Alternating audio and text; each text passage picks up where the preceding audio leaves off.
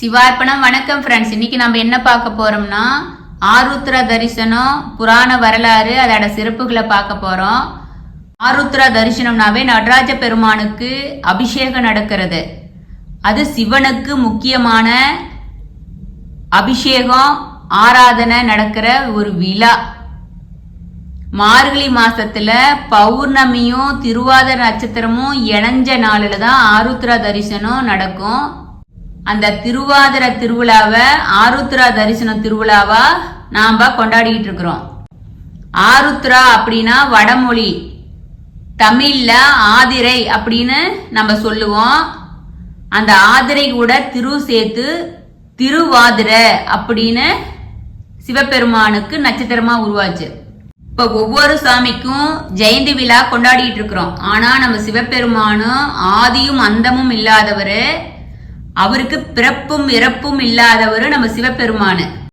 கர்மாவே பெருசு, கடவுள் இல்ல அப்படின்னு முனிவர்களோட அறியாமைய நீக்கி அவருக்கு எதிரா அனுப்பப்பட்ட யானைய அவரு ஆடையாக்கிட்டு உடுக்கு தீ பாம்பு மற்றது எல்லாத்தையும் அவரு ஆபரணமா நம்ம நடராஜர் பெருமானு ஏத்துக்கிட்டு ஆருத்ரா தரிசன காட்சி தந்த நாளு தான் மார்கழி திருவாதிரை. புராண கதை என்னன்னா, பார்க்கடல்ல பள்ளி கொண்ட நம்ம பரந்தாம மகாவிஷ்ணு திடீர்னு மகிழ்ச்சியா இருக்கிறாரு.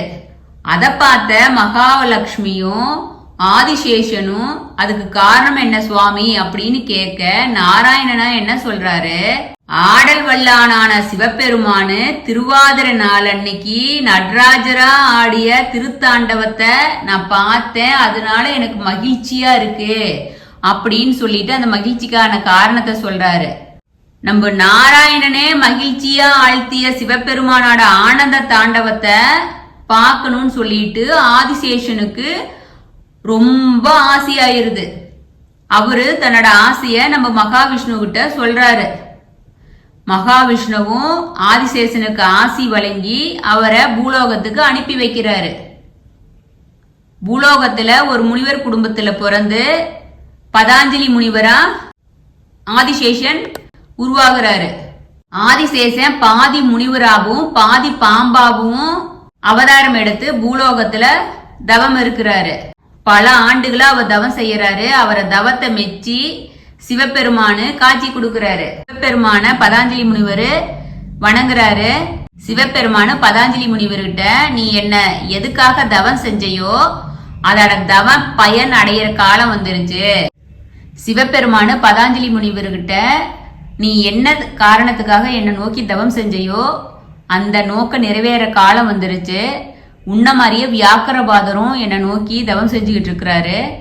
நீங்க ரெண்டு பேரும் தில்லை வாங்க, உங்களுக்கு நாம அங்க திருத்தாண்டவம் திருக்காட்சிய காட்டி உங்களை அருள்வோம் அப்படின்னு கூறிட்டு சிவபெருமானு மறைஞ்சிடுறாரு.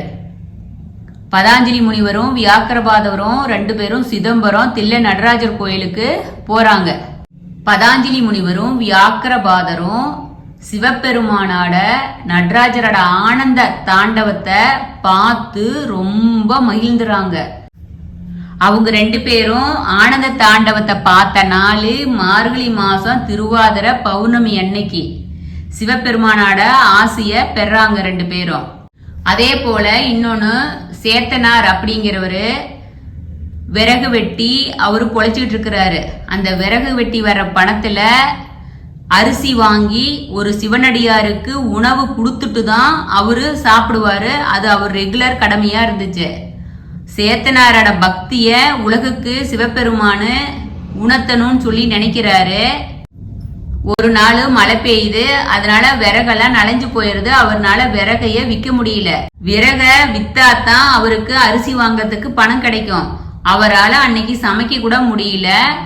அவரு சமைக்கிறதுக்கு அரிசி இல்லாதனால என்ன பண்றதுன்னு சொல்லிட்டு கொஞ்சூண்டு அரிசி இருக்குது. அந்த அரிசிய பொடியாக்கி அதுல களி செஞ்சு சிவனடியார் யாராச்சும் வருவாங்களா, வந்தாங்கன்னா அவங்களுக்கு களி கொடுக்கலான்னு காத்துக்கிட்டு இருக்கிறாரு. ஆனா யாரும் வரல. அவர் மனசு ரொம்ப நொந்து போயிடுறாரு. அந்த சமயம் சிவபெருமானு சிவனடியார் வேஷம் பூண்டு சேத்தனாரோட வீட்டுக்கு போறாரு. சேத்தனார்கிட்ட போய் சாப்பிடறதுக்கு ஏதாச்சும் இருக்குதா அப்படின்னு கேக்குறாரு. அவருக்கு ஒரே சந்தோஷமா போயிருது. ஆகா, இன்னைக்கு சிவனடியார் யாரும் இல்லைன்னு நினைச்சுமே சிவனடியார் வந்துட்டாங்க அப்படின்னு அவரை அன்போட மனமகிழ்ச்சியா வரவேத்து அந்த களிய சிவபெருமானுக்கு கொடுக்கறாரு. களிய சிவபெருமான் வாங்கி ரொம்ப சந்தோஷமா சாப்பிட்றாரு. அவர் மீதி இருக்கிற களிய அவர் சாப்பிட்டுட்டு படுத்துக்கிறாரு. சிவபெருமான சிதம்பரத்தில் உள்ள அரசனாட கனவுல சிவபெருமான் தோன்றி, சேத்தனார் அப்படின்னு ஒரு பக்தன் இருக்கான், அந்த பக்தனின் அன்புக்கு நான் கட்டுப்பட்டு சேத்தனார் வீட்டுல களி சாப்பிட்டேன் அப்படின்னு சொல்லிட்டு அரசங்கிட்ட சொல்றாரு. அதே போல அதிகாலையில தில்லைவாழ் அந்தணர்கள் சிதம்பரம் கோவிலோட கருவறைய திறக்கிறாங்க. அப்ப சிவபெருமான சுத்தி களி எல்லாம் செதறி கிடக்குது. அது இல்லாத சிவபெருமான் மேல களி ஒட்டி இருக்குது. இது உடனே அரசருக்கு செய்தி சொல்றாங்க. அதை கேட்ட அரசனுக்கு நேற்று சிவபெருமான் அவர் கனவுல வந்து சொன்னதை நினைச்சு மகிழ்றாரு. அந்த சமயம் சிதம்பரத்துல தேர் திருவிழா நடந்துகிட்டு இருக்குது. அரசன், மக்கள், அமைச்சர்கள் எல்லாம் அங்க இருக்கிறாங்க. சேத்தனாரும் அந்த தேர் திருவிழாவுக்கு வந்திருக்கிறாரு. அரசனும் மக்களும் எல்லாரும் சேர்ந்து சிவபெருமான தேர்ல அமர்த்தி தேர்வடம் பிடிச்சி இழுக்கிறாங்க. தேரு நகரவே இல்ல. மழை காரணமா சேத்துல அந்த தேரு சிக்கிக்குது. மன்னனும் மக்களும் அனைவரும் ரொம்ப இழுத்து பார்த்துட்டு இழுக்க முடியல, கவலையாயிடுறாங்க. அப்போது வானத்திலிருந்து அசரீரியா ஒரு குரல் கேக்குது. சேத்தா, நீ பல்லாண்டு பாடு அப்படின்னு கேக்குது. சேத்தனார ஒன்னும் புரியல. நான் எப்படி, எனக்கு ஒண்ணுமே தெரியாதே, நான் எப்படி பாடுவேன் அப்படின்னு சொல்லி வணங்கி கேட்கும் போது பெருமான் சொல்றாரு, நானே உனக்கு அருள் புரிகிறேன் அப்படின்னு சொல்றாரு. அப்பதான் சேத்தனாரு மண்ணுக்கதில்லை அப்படிங்கிற தொடங்கி பல்லாண்டு கூறுதுமே அப்படின்னு பாடி 13 பாடல்களை சிவபெருமான வாழ்த்தி பாடுறாரு. உடனே தேர் அசைஞ்சு நகர ஆரம்பிக்குது. அதை பார்த்து அரசனும் சிவனடியார்களும் தில்லைவாழ் அந்தணர்கள் எல்லாரும் சேத்தனார் அடங்க திருவடியில போய் கீழே உளுந்து வணங்குறாங்க. அரசனை என்னோட காலில் வந்து நீங்க உழலாமா அப்படின்னு சொல்லி தயங்கி கூற, அரசர் சொல்றாரு, நடராஜ பெருமானே உங்களோட வீட்டுல வந்து களி சாப்பிட்ட போது நாளா யாரு அப்படின் போது அதை கேட்டதையும் சேத்தனாருக்கு ஒரே சந்தோஷமா போயிருது. ஆகா, நம்மள வீடு தேடி வந்து நம்மளோட களி உண்ணது சிவனடியாரா வந்தது நம்ம ஈசந்தானா அப்படின்னு நினைச்சு ரொம்ப ஒரு பரவசம் அடைஞ்சிடறாரு. அத காரணமாதான் திருவாதிரை அன்னைக்கு களி உண்ண வேணும் அப்படிங்கிறது ஐதீகமா இருக்கு.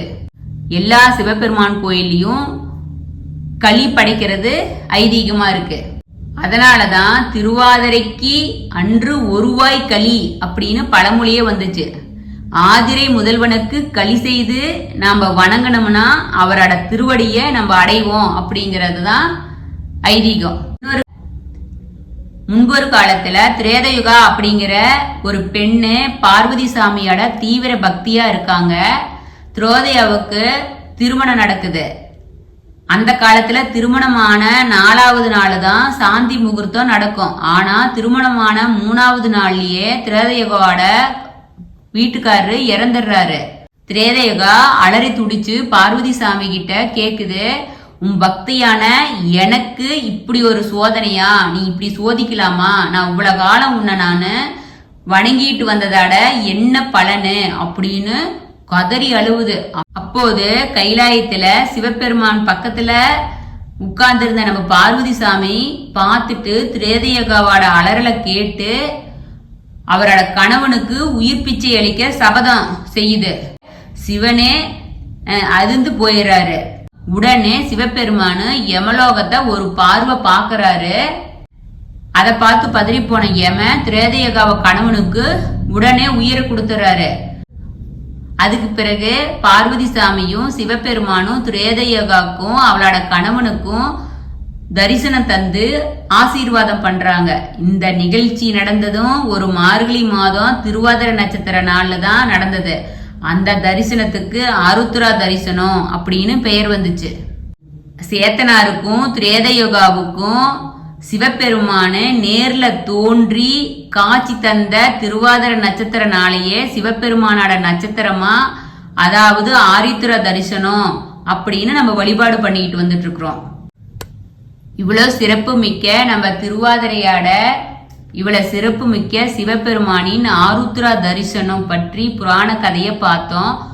உங்களால முடிஞ்சா விரதம் இருக்கிறது சிறப்பு.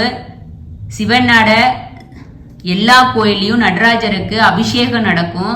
அந்த அபிஷேகத்துல உங்களால முடிஞ்ச அளவுக்கு அபிஷேக பொருளை வாங்கி கொடுத்து அபிஷேகத்தை தரிசனம் பண்ணி நடராஜராட அருளை பெறணும் அப்படின்னு நம்ம சிவார்ப்பணம் 61 சேனல் கேட்டுக்கிறோம்.